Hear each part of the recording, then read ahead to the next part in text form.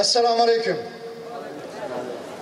Aziz milletim, muhterem Şarkı Türkistanlık muhacir misafir kırındaşlarım, bugün 10. ayının 1. günü Xitay komünistlerinin aziz vatanimiz Şarkı Türkistan'ını bisivagan, bizni münkariz kılgan, müstabit Xitaylı'nın tantanilik devlet bayrımı, lekin bizgi musibet günü.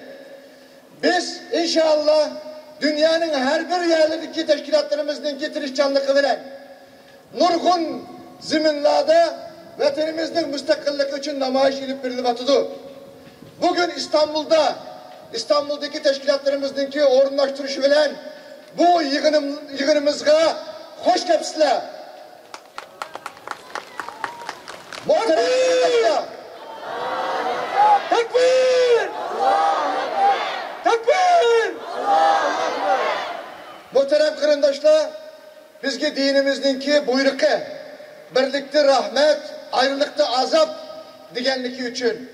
Yana iş hömlükte, güç birlikte degen bizning Uygur temsil makalı üçün. Bizge ihtiyaç bulmusu mu? Ama bir Uygur boluş süpütümüz bilen muşu birlikte boluş için İstanbul'a geldik. Kayseri'deki ve başka zemindeki kırındaşlarımızın hemminlağa sigarep salamları var. Muhterem kırındaşlar, biz asla Xitay'ın vatanımızın işgalini kabul kılmayız.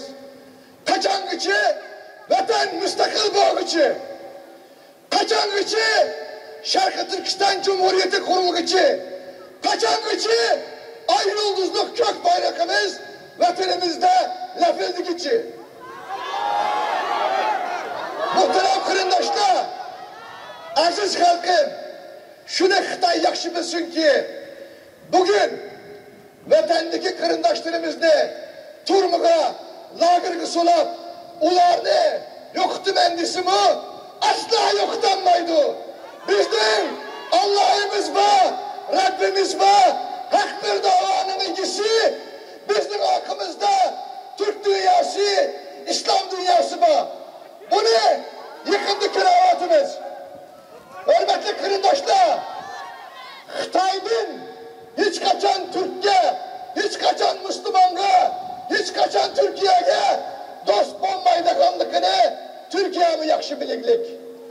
Türkiye mi? Gaydı sıkıntı kızısı mı? Gaydı vatanımızdaki muşuazam okavatlı kösü mü?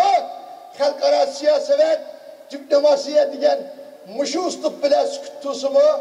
Ahir çidiyanmay 3 gün evvel Türkiye hükümetininki beyanatçısı Ömer Çelik bir beyanat kıldı. Allah razı olsun devletimizden. Türkiye Cumhuriyeti Devleti'nin hürmetlik Reis Erdoğan'dan razı olsun. Muşunçuluk dünya kozgolup Şarkı Türkistan meselesini gütterdiği gelgende elbette Türkiye sıkıntısı bu doğru olmaydı.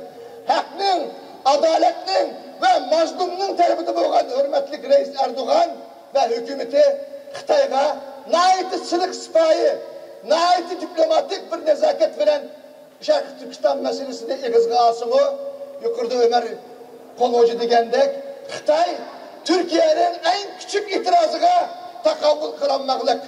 Xitay Türkiye'nin Şarkı Türkistan davasının ilgisi bulganlığını bilgeçke.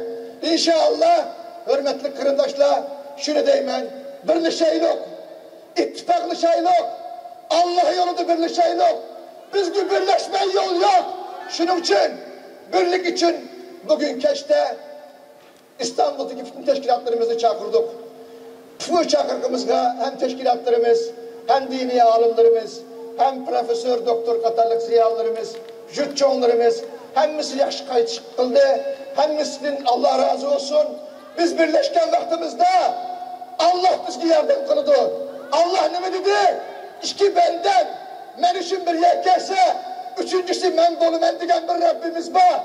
Biz birleşilip, Xitay'la ilan olsun, Şarkı Türkistan'a azat olsun.